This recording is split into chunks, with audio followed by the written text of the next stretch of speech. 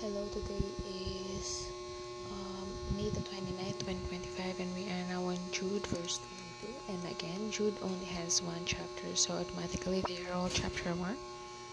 So it says, and of some have compassion, making a difference. So compassion makes a difference. Compassion makes a difference, especially compassion for souls, a passion for souls. It makes a difference not only for the people, for the souls that are lost, but also for us, because compassion is a God given trait.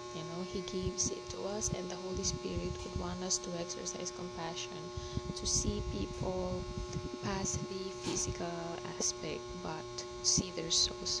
The Holy Spirit wants us to see everyone as souls, especially lost souls. So we have a duty to reach them and share the gospel to them and make a difference in their lives.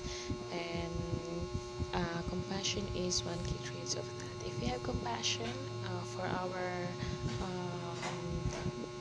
our friends, for our neighbors, for other people, then it is already a difference. And also, if you have compassion for our brothers and sisters in Christ, it will also make a difference in their lives, especially when they are going through something that is very hard. We can give them encouragement, because you can't encourage someone if you don't have compassion.